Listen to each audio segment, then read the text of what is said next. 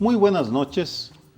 Empezamos con un acontecimiento que ha impactado la vida política, las declaraciones de Andrés Manuel López Obrador, tres declaraciones la semana pasada, porque sacudieron el tablero político. Las enumero en el orden en que se dieron. El martes, en la ceremonia donde fue declarado el candidato de las izquierdas, ahora sí no habrá Patricia Mercado ni Marcos en sus márgenes, sino que será él solo. Él declara al final de su discurso que lo que está buscando es una república amorosa, lo cual ya se prestó a las interpretaciones y a la chunga.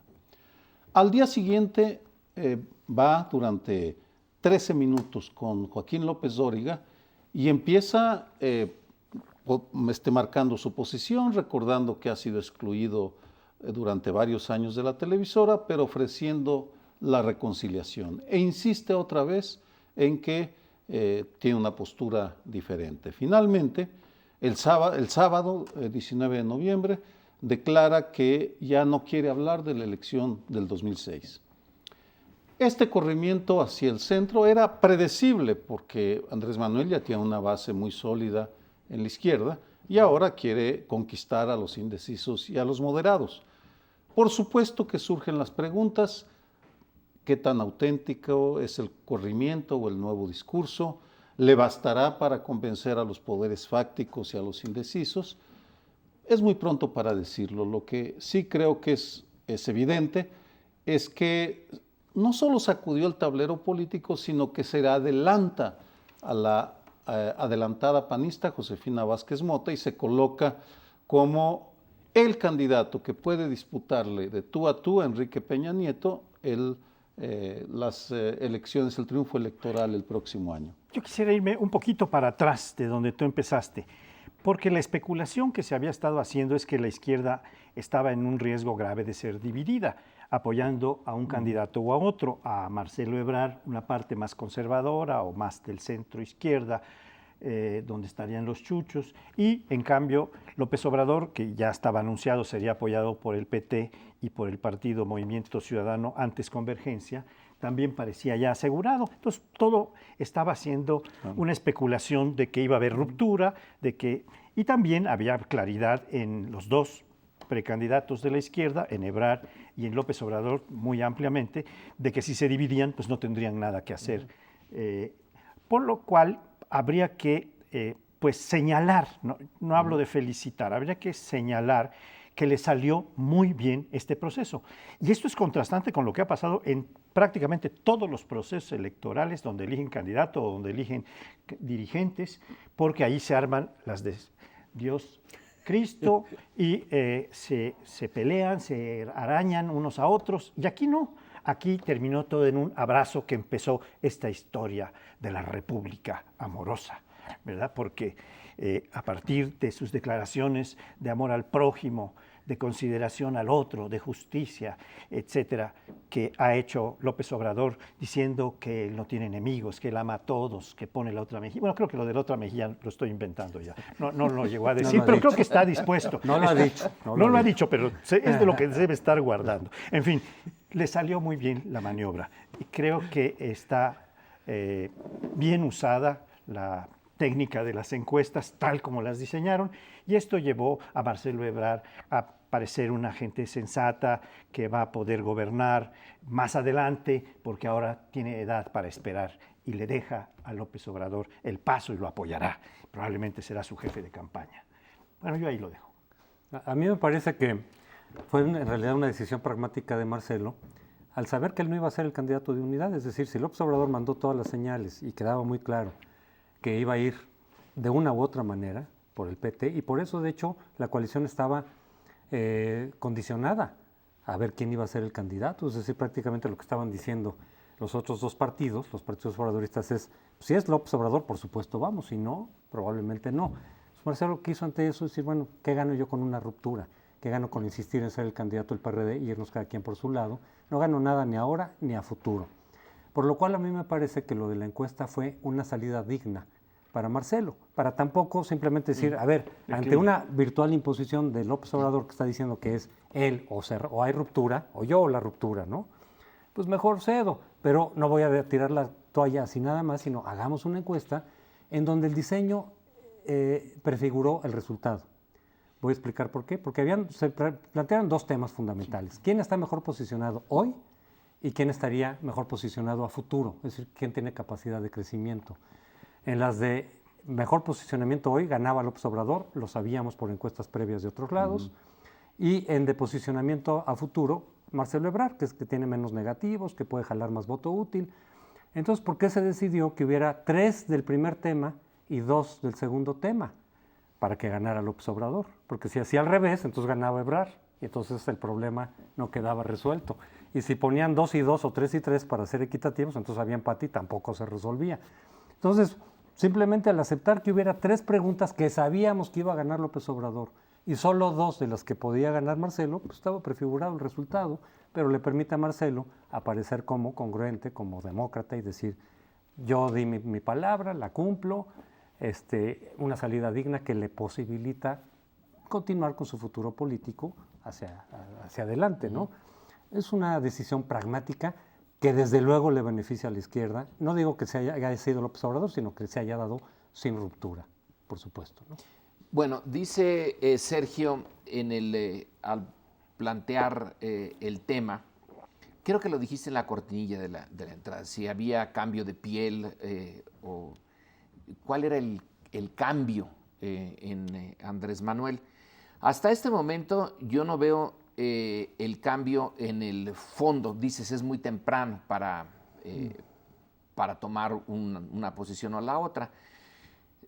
Veo a Andrés Manuel siempre como un personaje de una izquierda muy moderada, aunque la campaña de Televisa, del Consejo Coordinador Empresarial, del PAN y del PRI en el 2006, todos empujaron hacia la visión de un izquierdista radical. Yo no vi entonces, ni veo ahora, ningún radicalismo.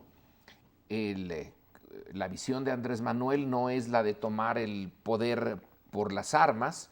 Él mismo lo puso varias veces, bueno, en ese que fue un adelanto de los indignados, porque ahora ya los vemos a los indignados en la Plaza del Sol, en Wall Street, en el Cairo.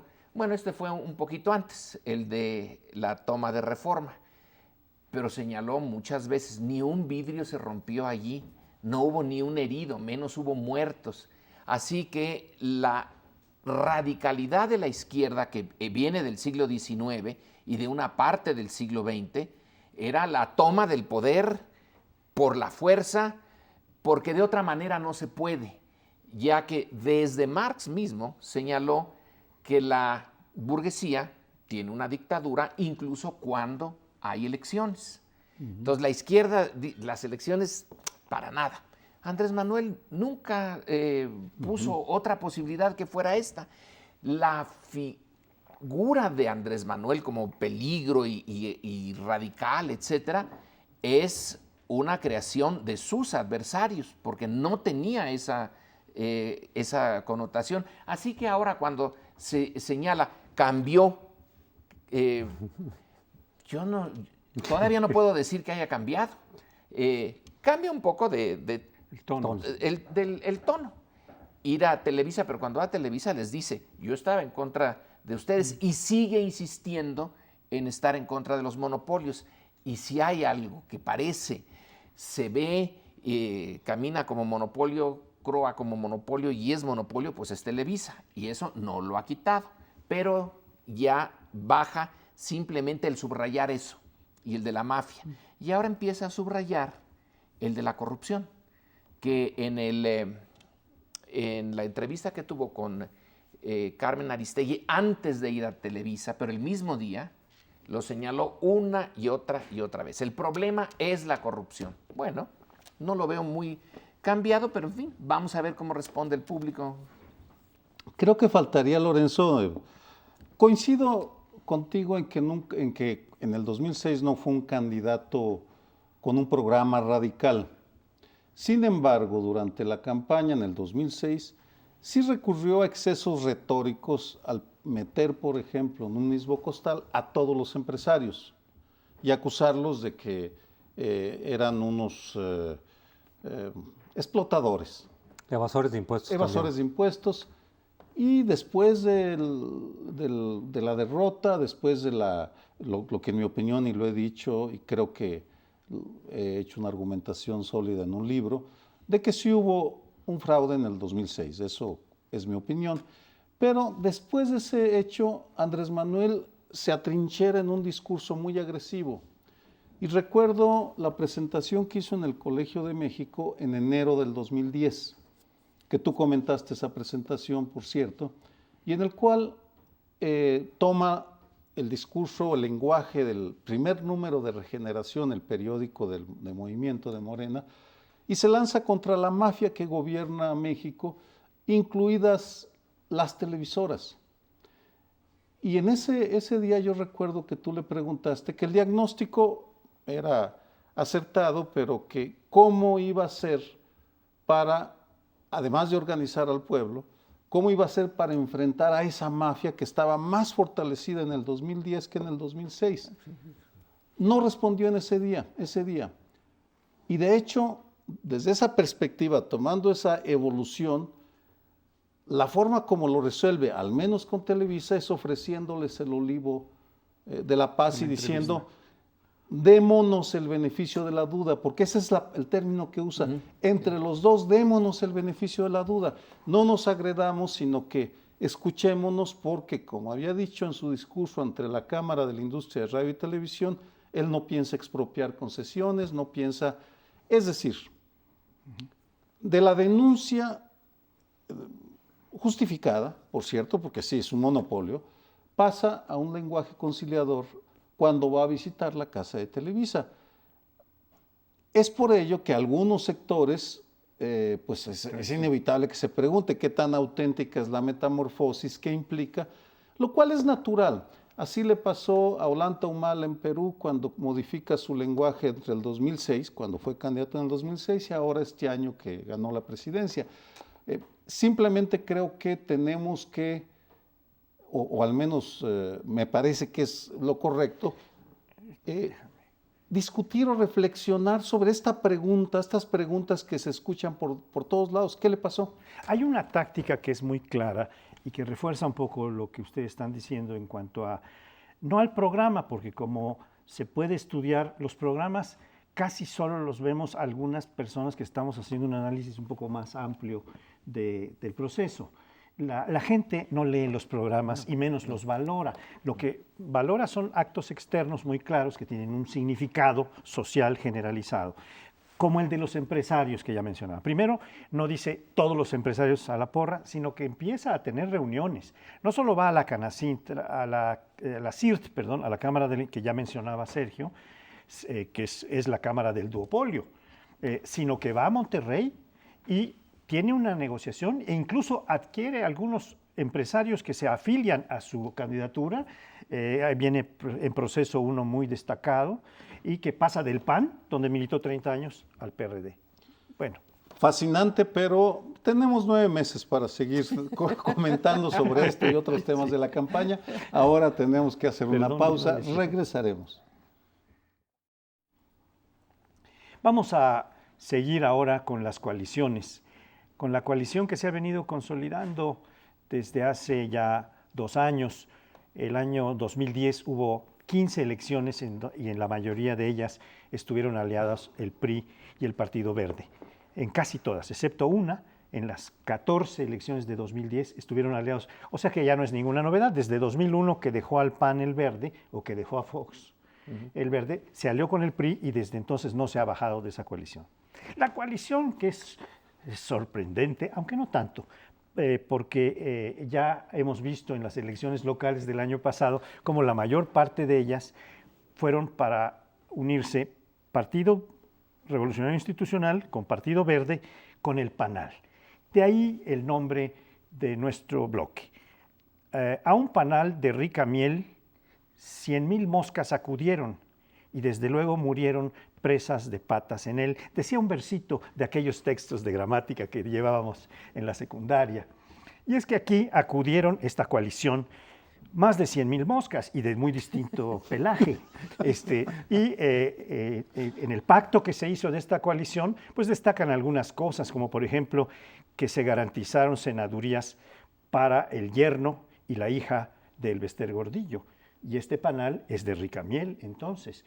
Yo lo dejo allí porque esto ya es la expresión más clara del pragmatismo más extremo y la vuelta del Bester al PRI, del que nunca acabó de salir, por más que fuera expulsada y ella renunciara, etcétera, y está volviendo por la vía de uno de sus hijos predilectos, que es el señor Moreira, que siempre lo ha sido y creo que lo será hasta su tumba.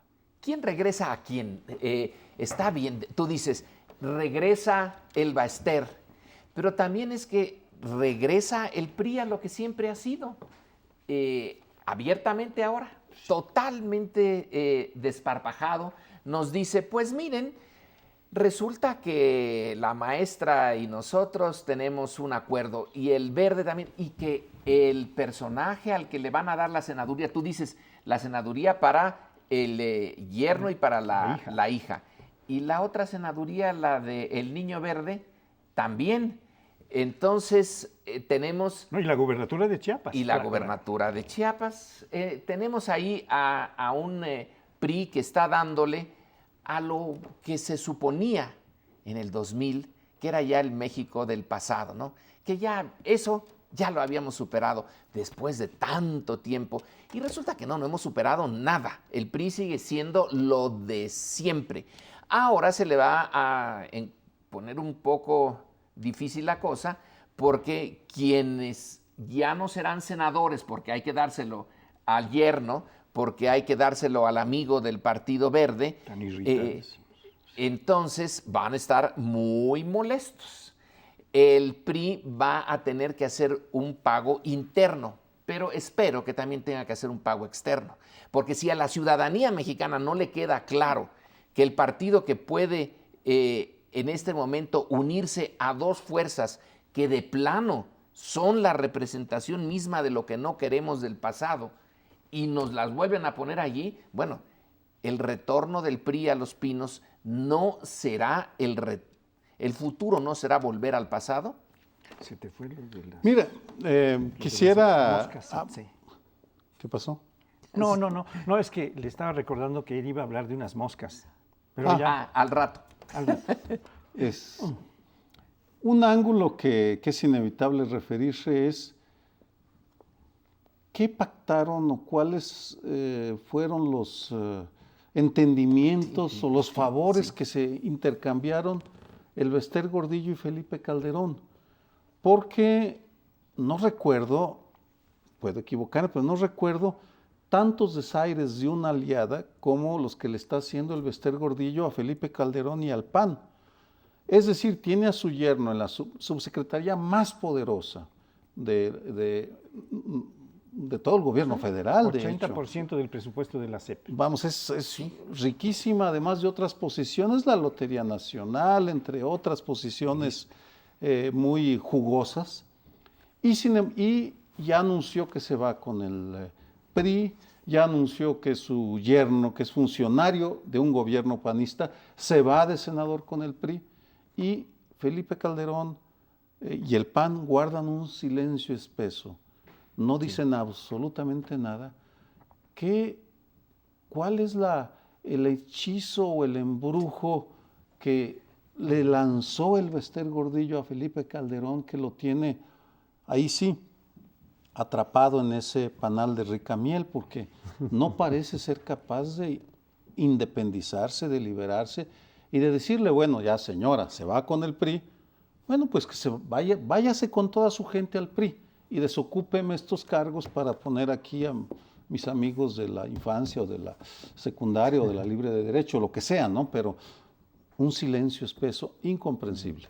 No, y no solo eso, sino que las críticas a la maestra vienen desde hace más tiempo, por supuesto. O sea, no es solamente en qué términos se dio la coalición con el PRI que ahora conocemos a partir del viernes, me parece, ¿no? Sino, bueno, ¿no acaso en la elección de Michoacán el PAN fue de la mano con el PANAL todavía? Entonces tenemos una cosa de contradicciones. Apenas hace una semana veíamos a Luis Castro, presidente del PANAL recientemente, pues ahí con Cocoa cuando estaban celebrando su supuesto triunfo, y a una semana lo vemos ahora con el PRI firmando la alianza y con Peña Nieto y levantando la mano con Moreira. Es decir, es el oportunismo más abierto, más cínico el que tenemos, ¿no? El Verde por lo menos ya lleva tiempo con el PRI, pero pues eso es lo que representa todo esto, ¿no? El oportunismo de los partidos, de ver las prebendas, saber qué le puede sacar al otro. Y lo que pasa es que el PRI efectivamente podemos decir, mira, el PRI no cambió, sigue estimulando el corporativismo, el sindicalismo tipo Elbester Gordillo, y bueno, y todos los abusos y privilegios del Partido Verde, ¿no? Que conocemos constantemente, y sin embargo ahí estará avalado de nueva cuenta el Verde con el PRI, sino que el PAN tampoco fue la diferencia. Entonces, en ese sentido, lo hemos dicho varias veces, pero cuando decimos que el PRI no cambió, el que sí cambió fue el PAN, al llegar al poder, porque entonces dejó de lado todos sus compromisos, su ideario histórico, su tradición democrática, y se puso a jugar a lo mismo que el PRI. Entonces el PRI, pues mira, no nos extraña, no cambió, efectivamente. El PRI que va a retornar es un PRI antidiluviano, arcaico, que realmente no ha hecho ninguna renovación, ni profunda ni superficial, pero es porque el PAN le dejó el espacio también. No hizo los cambios, no se distinguió lo suficientemente para que uno diga, mira, la maestra estaba con el PAN, ahora está con el PRI, pues es lo mismo todo.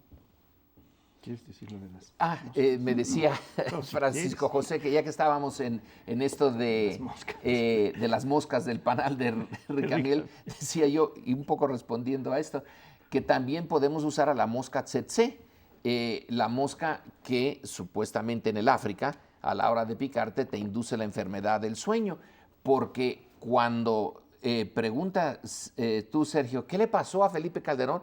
Pues sí, la mosca tsetse lo picó. ¿Y qué le pasó al PAN? Porque, si mal no recuerdo, Josefina Vázquez Mota no ha mucho, hace como un mes, dijo que desde luego la maestra Gordillo es una política a la que hay que tener en cuenta, porque ella sí sabe manejar el poder. Entonces, no solamente no se ha ido, sino que Vázquez Mota sugiere con ese alabar a Elba Ester, que aunque Elba Ester le hizo la vida de cuadritos mientras ella fue secretaria de Educación, ahora que se propone como candidata del PAN, también está viendo a Elba Ester como algo importante, a lo mejor la mosca tsetse. Sí, pero lo que yo quisiera argumentar es que esta democracia a la que hemos arribado ha forzado al PRI a cambiar un poco, a cambiar de fachada, por supuesto. Esos son los cambios que el PRI pues tiene constantemente. Antes apoyaba partidos que llamaban paraestatales y les entregaba curules, etcétera, pero era de otra manera. Ahora estamos en el tiempo de las coaliciones y entonces pues va por la vía de las coaliciones. Pero la verdad es que ha habido un cierto cambio, que es un cambio pues de rostros, ¿no? El nuevo rostro del PRI es el rostro joven, copeteado, el rostro de las personas que saben bailar muy bien, como Moreira, el rostro de los juveniles, ¿no? Y han dejado al PRI viejo por allí, que le han adscrito al pobre de don Mario Fabio, que probablemente vaya a tener que salir de esta lisa a la que probablemente nunca entró, pero bueno, vamos a verlo, creo que el miércoles va a dar su definición de si sigue como candidato o no, pero hay algunos cambios, hay cambios forzados porque todo el escenario político, toda la arena política ha cambiado. Entonces, si ha cambiado el circo entero, pues el PRI tiene que hacer algunos cambios que solo son de fachada, de máscara, como los griegos, ¿verdad?, que hablaban de otra manera a través de una máscara para que sonara mejor su discurso en el teatro. Pero ahora que mencionas a Mario Fabio, no deja de ser una paradoja. Beltrones como que representa en términos cronológicos, por lo menos al viejo PRI, fue formado por Gutiérrez Barrios, y sin embargo es que ha hecho propuestas más interesantes y más abiertas y más de renovación, es decir, reelección, cambios de sistema, de régimen, ha estado más abierto a posiciones que han surgido de la sociedad civil, y el que representa el nuevo rostro, que es Peña Nieto, él mantiene posiciones totalmente arcaicas, totalmente presidencialistas, autoritarias, etcétera, ¿no? Cláusula de gobernabilidad, no a la reelección. O sea, el viejo PRI es Peña Nieto, paradójicamente, no es Beltrones. Y tal vez para redondear el razonamiento, lo notable es la aceptación que tiene el PRI entre la población, porque las encuestas de opinión muestran, por ejemplo, me impresionó en la última del Universal, que aun cuando los coahuilenses, un sector está que trina porque no sé si se centuplicó o quintuplicó la deuda de 3,000 a 34,000 millones de pesos, una barbaridad. Sin embargo, las intenciones de voto favorecen al PRI, con mucho.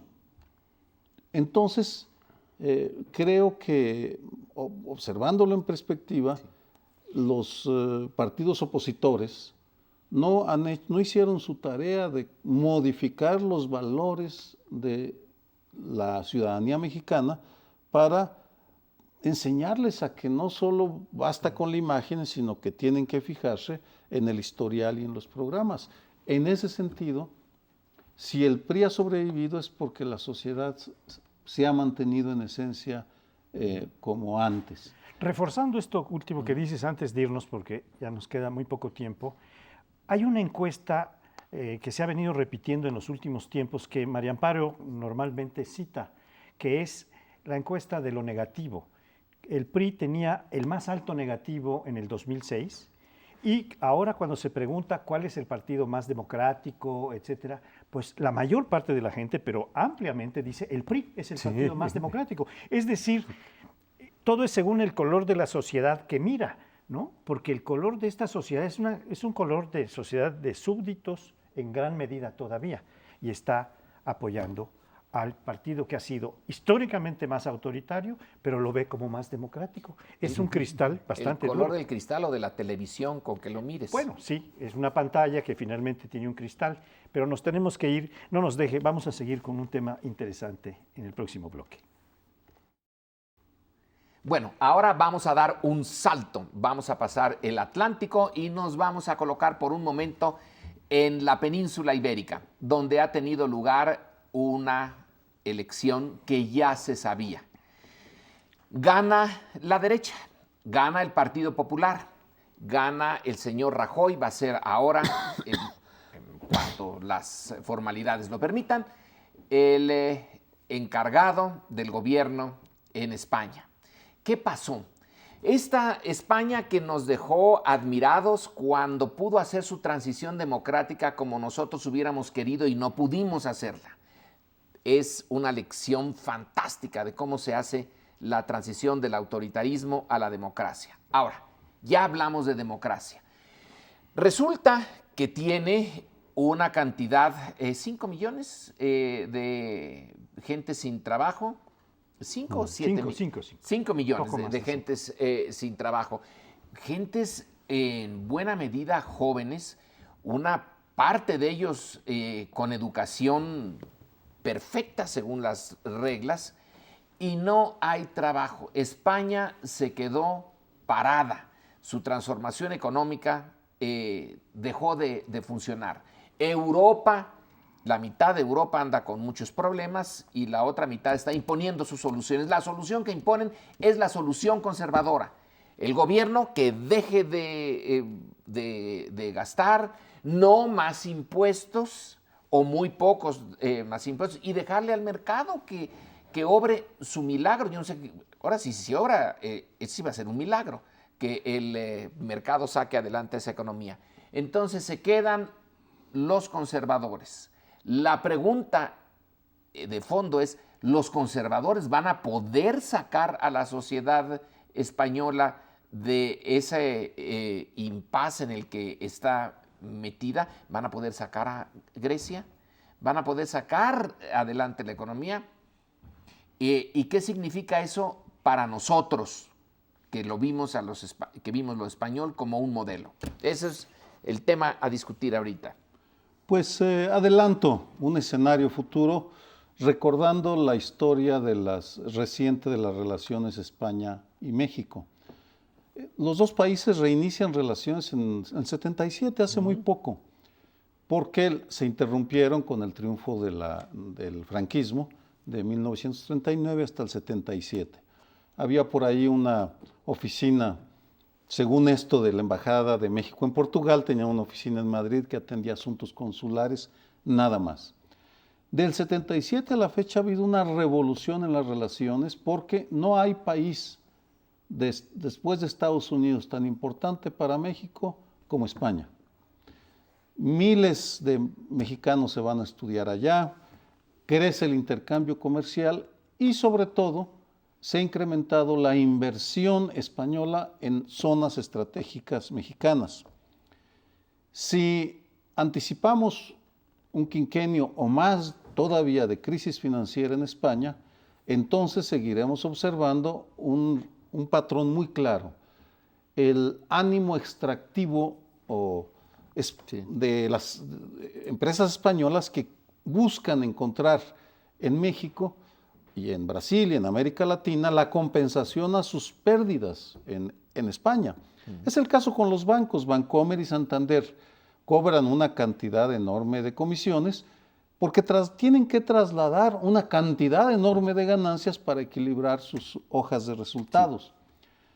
Con el gobierno conservador y ante la crisis lo que veremos es que seguirá la invasión de inversionistas españoles como OHL, que obtiene concesiones sin licitación, por ejemplo, como la Supervía Poniente o otras supercarreteras en el Estado de México, o inversiones en la Riviera Maya.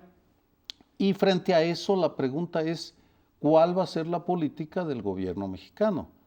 No necesariamente va a haber conflicto, pero sí me parece que tenemos que observar con mucho cuidado lo que hacen y dejan de hacer los populares en España, porque nos va a repercutir directamente, sin intermediarios, en acontecimientos en nuestro país.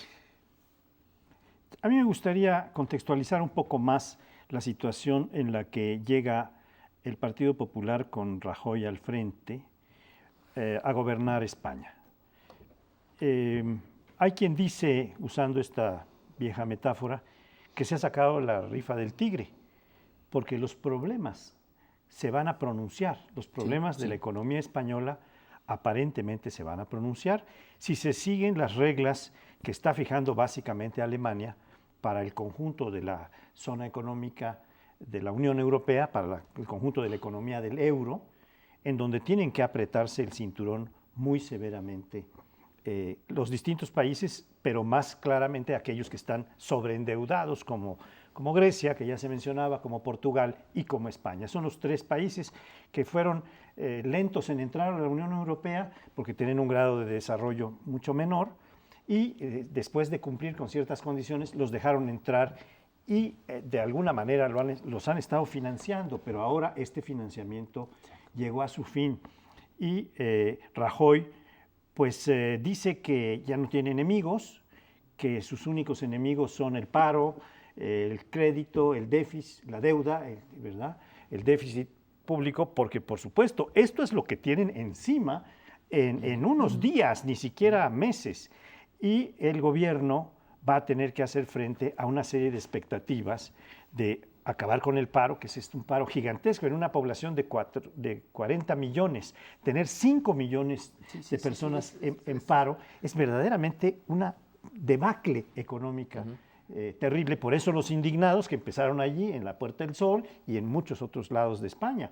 Ha habido manifestaciones gigantescas en Barcelona de más de 1 millón de personas. Y así estamos hablando de un fenómeno que se viene encima de nuestra pobre madre patria. Y era natural, por lo tanto, que ganara el otro partido importante, además del PSOE, el Partido Popular, porque la democracia lo que ofrece por lo menos son válvulas de escape institucionales ante grandes fracasos de un gobierno, pues te vas al otro. Si es que fracasa, ojalá que no, el Partido Popular en ahora enfrentar la crisis con lo que viene, pues entonces se irá para el otro lado también dentro de unos 4 años. Hasta que eventualmente, sobre todo en democracias que no están totalmente consolidadas, si se prolonga muchísimo la crisis y ninguno de los partidos viables logra sacarla adelante o logra resolverla, pues entonces se empiezan a plantear riesgos ahí sí de democratización, pero por lo menos la democracia tiene procedimientos institucionales para retrasar una crisis que podría ser mucho más grave. O sea, se da más tiempo. Si en este tiempo de alguna manera logran aminorar la crisis o después cuando venga otra vez el PSOE, pues ya le encuentran una salida, pues entonces ya te evitas lo que de otra manera puede ser una búsqueda de una crisis institucional, es decir, buscar por fuera de lo que hay. Entonces, bueno, menos mal que en ese sentido la democracia española, frente a una crisis económica de gran magnitud, pues está, pero fíjate funcionando. Lo que significa esto, José Antonio. Estás diciendo, no va a encontrar la salida, porque es el programa económico conservador va a significar seguir el recorte, y el seguir el recorte no crear más puestos de trabajo, sino dice Rajoy que a las pensiones no les va a, pero al servicio médico, al servicio de salud, a la educación, lo va a recortar. Entonces, en este sentido, la democracia lo que te ofrece es un recambio, digamos, para taparle el ojo al macho, porque no hay en este caso concreto, no hay una salida. Claro. Y otro punto, para nosotros, esto es importante, España pierde soberanía, se supone que tiene que perderla cuando entra a la Unión Europea. Pero ahora esa Unión Europea tiene dos tipos de países, Alemania y Francia en cierto sentido, que son los que toman las decisiones y van a imponérselas a los otros, y países como España, que no tiene posibilidad, ni Italia, ahora lo estamos viendo a los italianos, de actuar como país independiente, sino que su gobierno, el gobierno italiano, es un gobierno impuesto por el exterior con tecnócratas para que le hagan caso a la política diseñada por Alemania y Francia. En España, las elecciones permitieron esto. Si no hubiera habido elecciones, les pasaría lo que en Italia, que les ponen un gobierno al modo del poder central de allí. Entonces, eso también es interesante. No somos nosotros los únicos que tenemos una soberanía relativa. Dos comentarios adicionales para enmarcar lo que está pasando en España. Uno es que si gana el PP, si gana la derecha, es porque la socialdemocracia europea está agotada en términos de programas y propuestas para enfrentar la crisis. Una de las reflexiones más comunes que uno encuentra en la izquierda europea es ese reconocimiento que son incapaces de dar una propuesta programática. Al mismo tiempo que ya otras voces están señalando el agotamiento del relato europeo. Europa como historia de éxito desde el Tratado de Roma en el 55, la modalidad de la unión como fórmula para resolver problemas de desigualdad y enfrentar el futuro, también se está reconociendo, está desapareciendo. Europa ya no tiene una alternativa ante el surgimiento del Este como un modelo, y posiblemente de algunos países de América Latina, que es de donde curiosamente están surgiendo respuestas más innovadoras. El término de la vieja Europa, que parecía haberse borrado con el auge de la Unión Europea y de la Comunidad Europea, pues está recuperando actualidad, porque estamos viendo a una Europa envejecida en lo demográfico y envejecida en el terreno de las ideas. Yo no sé si eso va a pasar, que Europa simplemente se desintegre, o los alemanes lo que quieren es más Europa, quieren más unión, pero una unión en sus términos, claro. En sus términos. Entonces, vamos a ver qué pasa, pero ya se nos fue el tiempo, espérenos, no se nos vaya. Bueno, y estamos en puente del 20 de noviembre, es decir, una nueva celebración de la Revolución Mexicana. Y si el año pasado se celebró los 100 años del inicio de la Revolución, pues ahora serían 100 años del triunfo de la Revolución.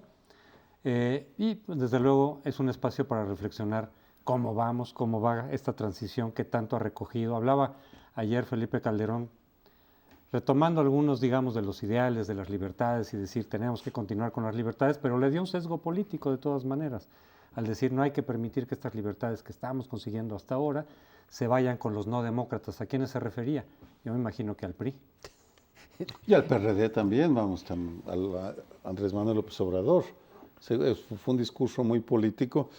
Mira, da pena, pero la revolución ya es un artículo de museo para la mayoría de los mexicanos, desafortunadamente, porque el año pasado, sí, en el 2010, hubo un dispendio de recursos y todavía, ¿quién nos recuerda el coloso que se levanta en medio del Zócalo y que ahora ya se ha arrumbado y empolvado no sé dónde, en alguna bodega del gobierno federal?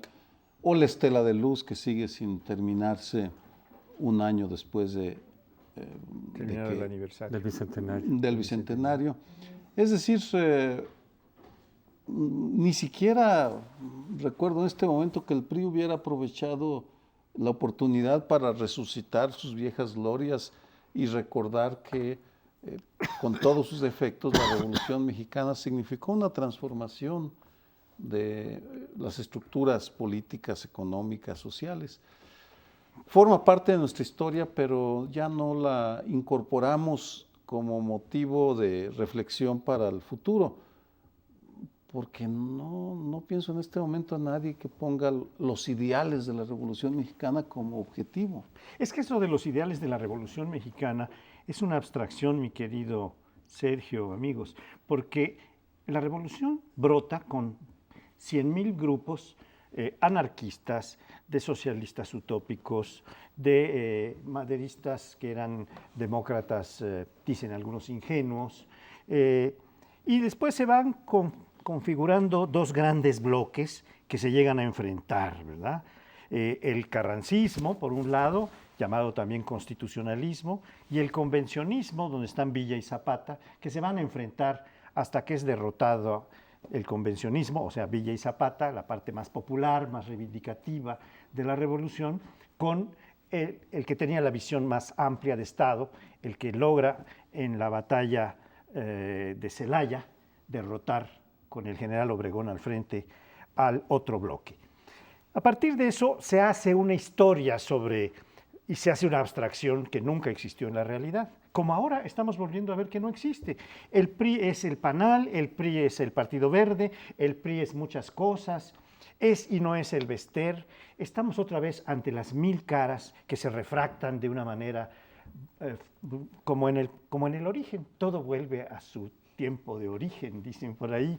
Toda la revolución, decía Octavio Paz, es una vuelta al origen. Pero lo que pasa es que el origen era un origen múltiple, plural, donde no había una sola ideología. Se van articulando, se van integrando, sobre todo a partir del 17, donde ya sale una constitución que toma una serie de planteamientos que venían del zapatismo, del plan de Ayala, o venían del villismo, o venían de otras posiciones, y se crea un Estado nacional con una serie de programas que van diciendo, mi programa es la Constitución, como dijo Echeverría claramente en su campaña, ¿no?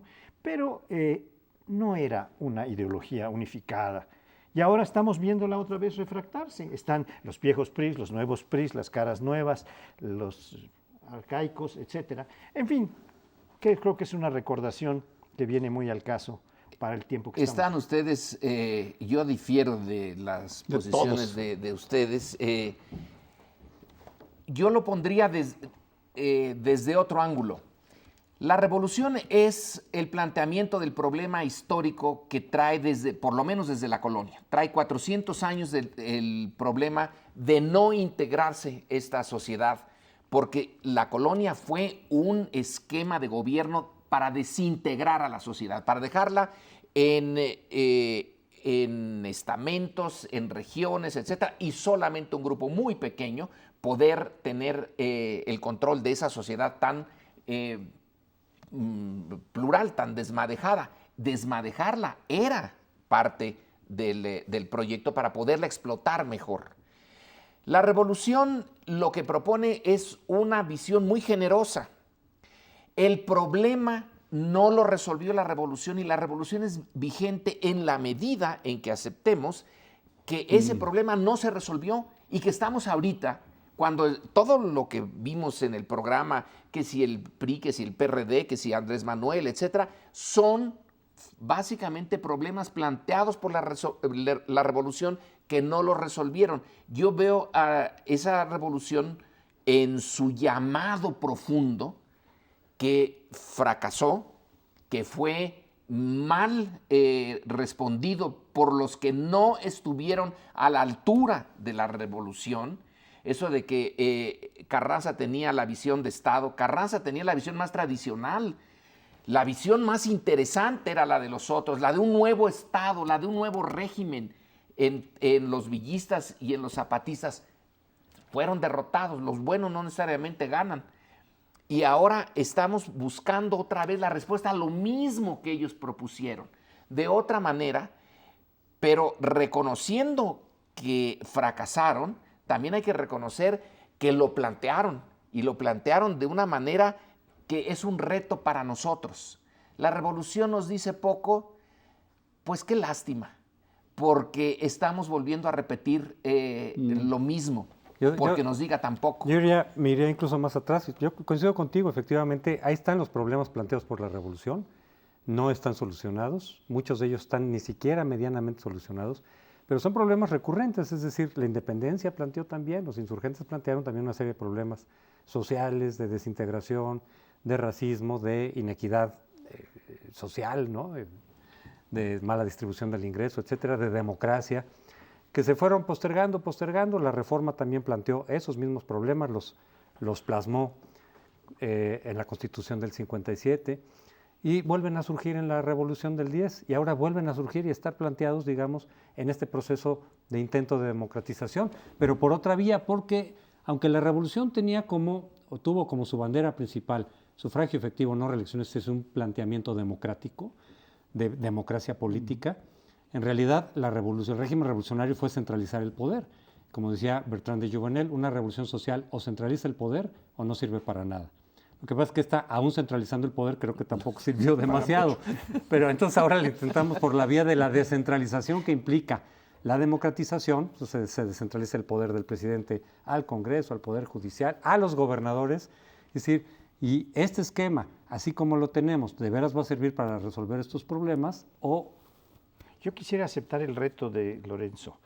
Claro, no lo vamos a poder dirimir en este programa, pero yo sostendría que el carrancismo tenía una visión de Estado mucho más amplia y mucho más completa, porque el carrancismo no era solo Carranza, que fue un porfirista, sino que eran Salvador Alvarado, Mújica, Lázaro Cárdenas, que estaba en esa esfera del carrancismo, que planteaba una serie de organizaciones para crear un Estado nacional integrado, que por cierto concentraba el poder, pero que abría una serie de puertas para satisfacer las necesidades fundamentales de reforma agraria, de muchos tipos que se plantearon en el campo carrancista mucho más claramente y mucho más ampliamente como un esquema estatal de poder organizado. Pero es un reto que podemos seguir discutiendo un buen rato. El villismo y el zapatismo eran casi anarquistas.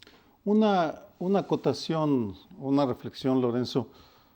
Dices, creo que coincidimos en el razonamiento, pero espero que estés de acuerdo de que aun cuando los problemas que plantea la revolución o la independencia o incluso la reforma siguen presentes, llama la atención la poca invocación a la historia que uno encuentra en los planteamientos de los principales líderes políticos, porque sus propuestas nacen de la nada, de repente, sin insertarlas en un continuo, o porque no conocen bien la historia, o porque simplemente consideran que es un evento histórico que no está directamente relacionado.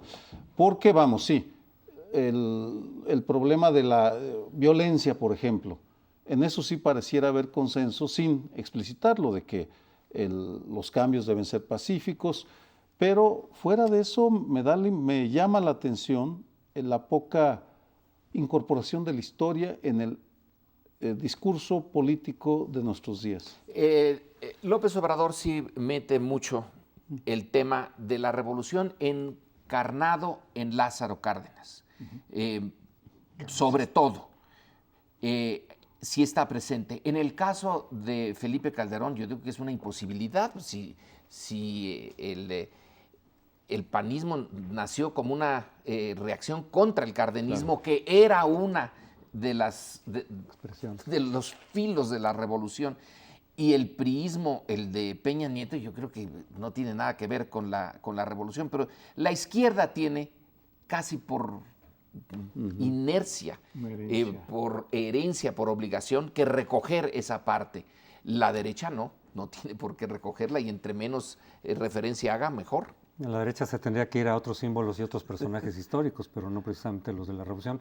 Se nos ha terminado el tiempo. Muchas gracias.